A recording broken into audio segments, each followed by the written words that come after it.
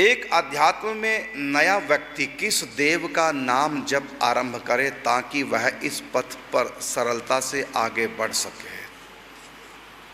देवताओं का नाम जप करने से कोई अध्यात्म में प्रवेश कर ही नहीं सकता, चाहे वो इंद्र का नाम हो, किसी देवी देवता का नाम क्यों ना हो। देवता किसको कहते हैं? जो कभी इंसान थे, अच्छे कर्म किए, देवता बन गए, अपना पुण्य भोग करके अगले मनवंतर में फिर उनको दोबारा से जन्म लेना पड़ेगा, यह है देवता।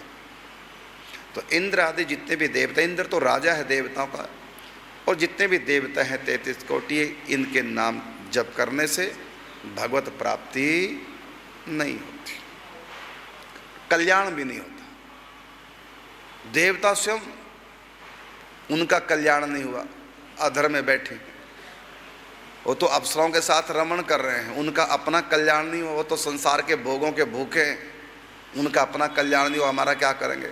और उनकी पूजा करने से, उनका नाम जप करने से हमारा कल्याण कैसे हो जाएगा? उनका खुद का कल्याण नहीं हुआ है, वो बैठे हैं अभी तक स्वर्ग में, वो अप्सराओं की आश लगाए बैठे रहते हैं, अप्सराओं से भोग करते हैं, और वो भी काम क्रोध से मुक्त नहीं हुए देवता लोग। देखो इंद्र की पूजा छोड़ दी नंद बाबा ने, कल परसों कथा सुनी ना, तो इंद्र परेशान हो गया, पूरे ब्रज को बहा दो, बाद में माफिया मांगता है ठाकुर जी से। तो देवताओं के कौन के? देवताओं के राजा के हाल है, वासना खत्म नहीं हुई गौतम ऋषि की पत्नी अहिल्या के पीछे इंद्र। तो देवता तो भोगी होते हैं, ये तो कामी क्रोधी लोभी सब होते हैं। ये तो एक इंसान है, अच्छे कर्म किए, उनका सुख भोगने के लिए वहां गए, और कामी बने बिना सुख नहीं भोग पाएंगे, इसलिए वो सांसारिक सुख भोगने वाले देवता हैं। उनका नाम जप करने से, उनकी पूजा करने से हमारा कल्याण नहीं हो सकता। हाँ, वो आपको संसार के सुख दुख थोड़े बहुत दे सकते हैं, इतना तो उनके अधिकार में है। उनकी मन्नतें मानो, पूजा करो तो थोड़ा बहुत सुख दुख हो सकता है, आगे पीछे कर सकते हैं, लेकिन कल्याण नहीं। क्योंकि आपका प्रश्न था कि अध्यात्म में नया व्यक्ति किस देव का नाम जप आरंभ करे ताकि वह इस पथ पर सरलता से आगे बढ़ सके। तो देवता तो बिल्कुल नहीं, जीरो हैं इस अध्यात्म के लिए देवता। लेकिन मैं थोड़ा पहचान बताऊंगा आपको देवता किसको कहते हैं। ये ना कि आप भगवान को देवता मान लें, ना देवताओं को भगवान मानो, ना भगवान को देवता मानो, देवता अलग है। इंद्र तक देवता, पहचान सुन लो क्या है देवता। इंद्र से नीचे सब देवता है, इंद्र भी स्वयं देवता है। इंद्र जिसके आगे हाथ जोड़ता है बस वो देवता नहीं है, सारे देवता इंद्र के आगे हाथ जोड़ता है क्योंकि राजा है। बस देख लो आप, इंद्र जिसके आगे हाथ जोड़े बस वो देवता नहीं हो सकता, वो भगवान है। अब कौन है भगवान? तो 5 रूपों में भगवान है। इन 5 के आगे इंद्र भी झुकता है। ये परमेश्वर है। कौन कौन? तो भगवान नारायण, और भगवान नारायण के अंतर्गत ही आ जाते हैं राम कृष्ण, विविध अवतार भगवान के, ये सब भगवान है, देवता नहीं। भगवान शिव, और शिव के जितने अवतार हैं ये सब के सब भगवान है, देवता नहीं है। और भगवती दुर्गा जी, और भगवती दुर्गा जी के जितने भी अवतार हैं ये सब के सब भगवान। भगवती माने भगवान की पावर है, भगवती। तो इनको देवी देवता नहीं मानना। गणेश जी देवता नहीं है, भगवान है। और सूर्य, सूर्य का जो तेज है, तत्तेजो विद्धि मामकम। ये जो धरातल सूर्य का आप देखते हैं जो हमको प्रकाश देता है, ये तो उसका धरातल है।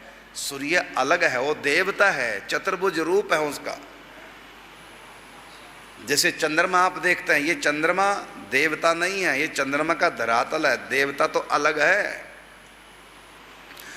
जैसे एक गंगा नदी के रूप में, एक गंगा भगवती चतुर्भुज रूप में जो भीष्म पितामह के सामने प्रकट हो जाए, तो ये तो उनका पार्थिव स्वरूप है। जैसे मैं आत्मा हूं, लेकिन ये शरीर मैं नहीं हूं, मैं तो आत्मा हूं। इसी प्रकार ये कह लो कि जो सूर्य आप देखते हैं इसकी जो आत्मा है वो देवता है।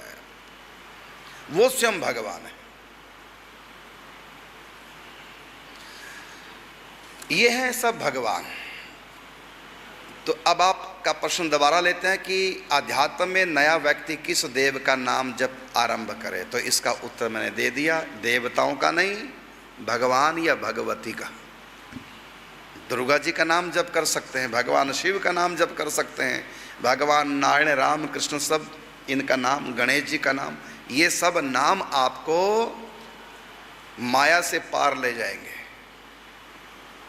इसलिए आप किसी का भी, जहाँ भी आपकी श्रद्धा, मैं आपको नहीं कहूँगा आप अमुक का ही नाम जप करें, आपकी श्रद्धा कहाँ है, आपका विश्वास, आपकी निष्ठा कहाँ है।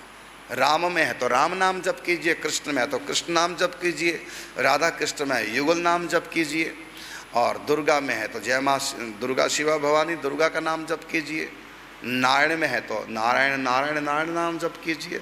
सब नाम एक ही परमात्मा के हैं। और मैं इतना और बताना चाहूँगा, परमात्मा के जो मैंने 5 रूप बताए, ये 5 परमात्मा 5 नहीं है, ये एक ही है, एक ही भगवान 5 कार्य करने के लिए देव योनि में आए हैं। जैसे राम कृष्ण मनुष्य योनि में आए हैं परमात्मा, लेकिन मनुष्य योनि में आए हैं, इसी प्रकार ये 5 परमेश्वर ये देव योनि में अवतरित इस ब्रह्मांड में हुए हैं।